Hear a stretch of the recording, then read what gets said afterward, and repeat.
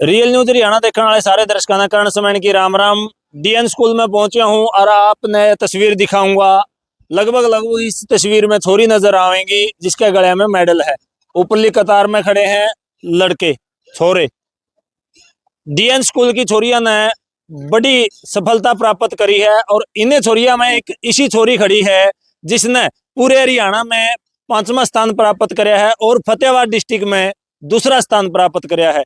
10वीं का result out होया था और रिजल्ट आउट होते ही स्कूल के अंदर एक बड़ा जश्न का माहौल था क्योंकि इस छोरी ने बड़ी सफलता प्राप्त करी है। और उस छोरी से बात करांगे कि ग्रामीण क्षेत्र के इस स्कूल में पढ़ के ने हरियाणा के अंदर 5वां स्थान प्राप्त करना बहुत बड़ी बात है।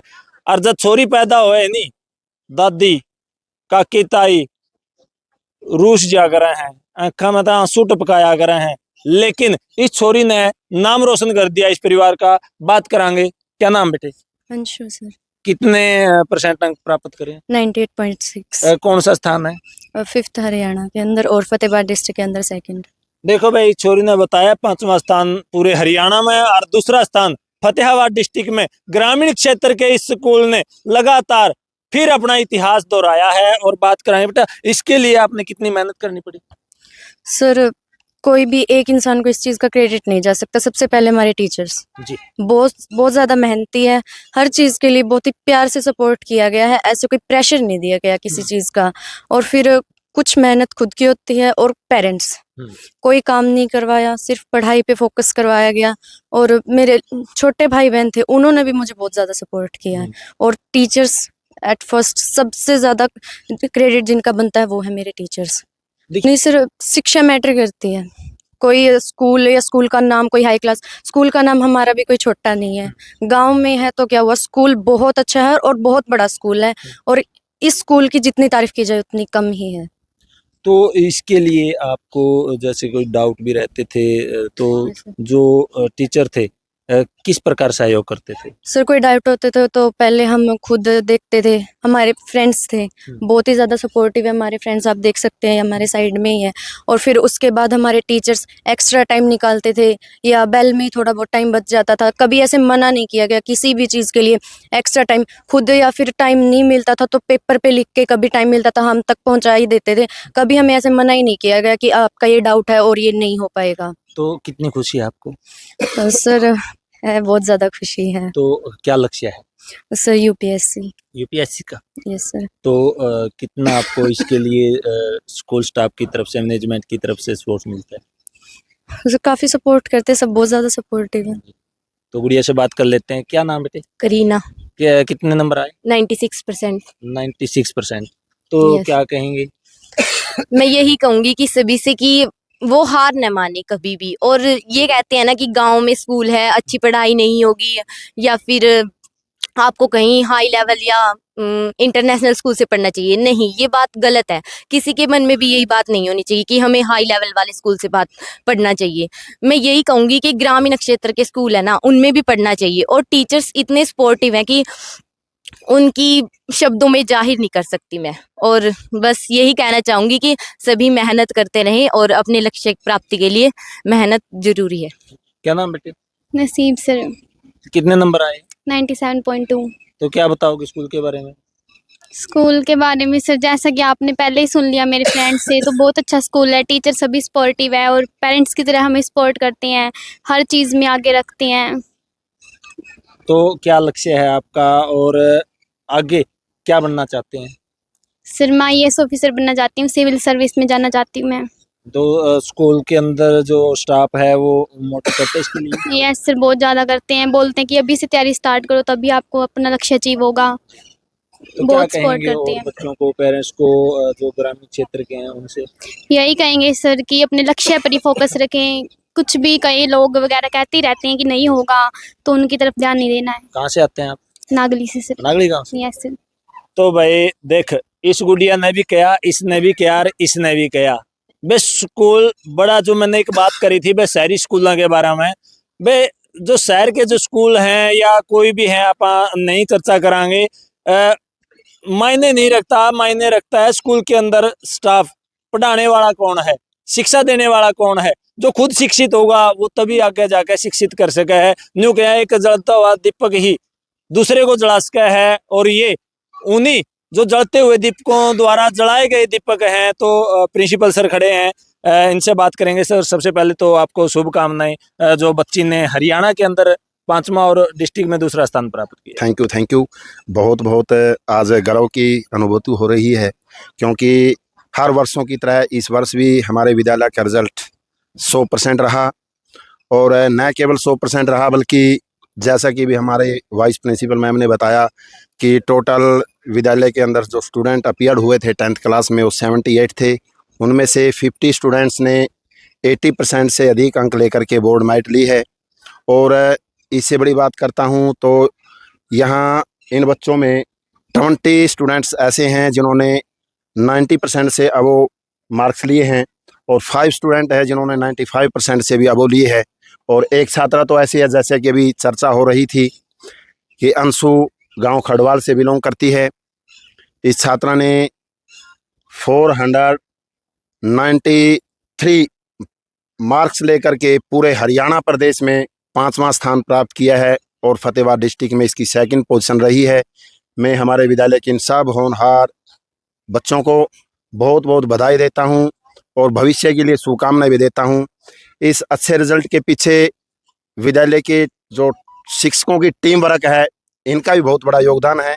मैं विद्यालय के सभी शिक्षक को भी इसके लिए बहुत बहुत बधाई देता हूं, और जितनी भी हो सके मैं उनकी प्रशंसा करता हूं। ये बहुत काबिल तारीफ है। इनके पेरेंट्स को भी मैं बधाई देता हूं कि आपका योगदान भी कम नहीं है। सर, हर बार इतना जबरदस्त रिजल्ट आता है, क्या टॉनिक देते हैं?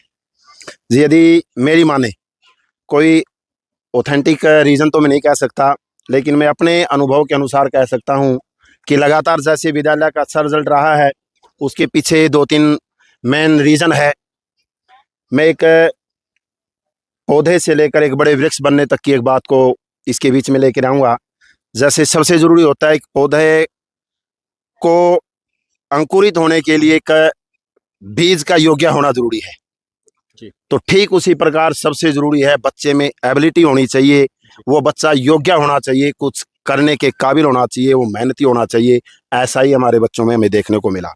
दूसरी मैं बात करना चाहूँगा, उस अंकुरित बीज के साथ साथ योग्य बीज हो, लेकिन उसके लिए भूमि का उपजाऊपन होना भी ज़रूरी है। तो उसके समकक्ष रखता हूँ मैं विद्यालय के इस वातावरण को। विद्यालय में यहाँ जो एटमॉस्फेयर या अच्छा अनुशासन जो यहाँ मैनेजमेंट, टीचर, स्टूडेंट के एक अच्छे कॉम्बिनेशन से जो मिलता है, वो है एक भूमि के उपजाऊपन से मैं देखता हूँ, और वो ऐसा आपके इस विद्यालय में मिलता है। तीसरा रीज़न मैं मानता हूँ कि जैसे पौधा अंकुरित हो जाता है, उसको समय समय पर खाद, पानी, बीज की आवश्यकता होती है। तो ठीक उसी प्रकार यहाँ हमारे विद्यालय के शिक्षकों की टीम के द्वारा इन बच्चों को समय समय पर मार्गदर्शन की बात आए, कब इनका टेस्ट लेना है, कब इनकी फीडबैक देनी है, और कौन सा टेस्ट कब लेना है, ऐसा सब समय समय पर हमारे विद्यालय के मेहनती अध्यापकों के द्वारा करवाया जाता है। मैनेजमेंट के मार्गदर्शन में ऐसा विद्यालय सब करता है, और यही रीज़न रहता है कि बच्चे अच्छा रिजल्ट देते हैं। एक तीसरा रीज़न मैं मानता हूँ, इस अच्छे कॉम्बिनेशन, बच्चों को मोटिवेशन भी मिल जाता है, मार्गदर्शन भी मिल जाता है। लेकिन कई बार बीच में यदि कुछ अनुशासनहीन विद्यार्थी हो तो वो काम करते हैं, उनको निकालने के लिए कीटनाशक का प्रयोग किया जाता है। जैसे खरपतवार पैदा हो जाते हैं तो उनको भी निकाला जाता है। तो ठीक उसी प्रकार बच्चों को बीच बीच में यदि किसी प्रकार की कोई गलतफहमी होती है या कोई बच्चा उदंड बच्चा मिलता है, तो बच्चों के उस उदंडता को दूर करने के लिए, उनको मार्गदर्शन देने के लिए हमारे विद्यालय के अनुभवी अध्यापक अपने बच्चों को प्यार से, अनुशासन से, और ज़रूरत पड़ने पर यदि उनको थोड़ा बहुत किसी दंड की आवश्यकता पड़े तो उससे भी हम दूर नहीं। तो इसलिए कीटनाशक या खरपतवार को निकालने का हम समय समय पर काम करते हैं। और बात रही लास्ट में, अंत में, कि बच्चों को लास्ट तक इस परीक्षा में धैर्य बनाए रखने की बात होती है, तो मैं कहना चाहूँगा हम मेरे विद्यालय के मेहनती अध्यापक अपने मार्गदर्शन से, यदि कुछ विद्यालय बच्चों का धैर्य जवाब दे भी जाए, तो विद्यालय के मेहनती अध्यापक अपने मार्गदर्शन से इन बच्चों को मार्गदर्शन रूपी जल से सींचकर इन बच्चों को पोषित करते हैं, जिसके कारण लगातार विद्यालय का रिजल्ट शानदार रहा है। लास्ट ईयर भी हमारे विद्यालय के 3 स्टूडेंट टॉप 10 में रहे थे। इस बार भी एक छात्रा ने टॉप 5 में स्थान प्राप्त कर विद्यालय का नाम रोशन किया है, पूरे डिस्ट्रिक्ट का नाम रोशन किया है। ऐसे सभी होनहार बच्चों को मैं बधाई देता हूं। और ऐसा नहीं है कि वे 2 नंबर किसी बच्चा के कम आए हैं या ज़्यादा आए हैं। जैसे ये छात्रा है, टॉप स्टूडेंट से कम नहीं है। इसका लेवल जो हरियाणा टॉप स्टूडेंट था उसके बराबर का लेवल ही है, क्योंकि 2 या 3 नंबर कम रहे हैं, कोई मायने नहीं रखते। तो ऐसे ही इन्हीं छात्राओं में, इन्हीं बच्चों में कुछ ऐसे बच्चे भी हैं जो एक दूसरे से 1-1, 2-2 नंबर से पिछड़े हुए हैं। तो वो सभी एक दूसरे के लेवल के हैं और उनमें भविष्य में कुछ अच्छा करने की एबिलिटी है, ऐसी मानता हूँ। और इसके लिए मैं कहूँगा कि ये लगातार ऐसे ही मेहनत करते रहें और अपने पर विश्वास रखें, अपने अध्यापकों पर विश्वास रखें, अपने पेरेंट्स पर भरोसा रखें और सबसे बड़ी बात है कि भगवान पर भरोसा रखें। आप बहुत अच्छा करने वाले और भविष्य में आप अच्छा करेंगे। इन्हीं शुभकामनाओं के साथ इन बच्चों को पुनः मेरी ओर से, विद्यालय परिवार की ओर से बहुत बहुत बधाई। Thank you sir, thank you. तो भाई आपने देखे ये हमारे साथ थे प्रिंसिपल सर राजेश शर्मा जी, और बड़ा संदेश दिया है कि धैर्य बनाए रखें, भगवान पर विश्वास रखें, और पूरे स्कूल स्टाफ को इन्होंने शुभकामनाएं दी हैं, क्योंकि पूरा का पूरा जो मैनेजमेंट में कहूँगा, पूरा जो परिवार है, डीएन परिवार है, इस बधाई का पात्र है। और इन बच्चों में आप देख सकते हैं आज इन्होंने 10वीं में इतने नंबर प्राप्त करे हैं। कल ये आईएएस, आईपीएस, यूपीएससी क्लियर करके न बड़ा देश का नाम रोशन करेंगे। तो कैसी वीडियो लगी और इन बच्चों को शुभकामनाएं देने के लिए आप कमेंट सेक्शन में जाएं, कमेंट जरूर करें। फिर नई जानकारी के साथ, इस प्रकार की नई अचीवमेंट के साथ आपके सामने हाजिर होंगे। तब तक के लिए जय हिंद, जय भारत।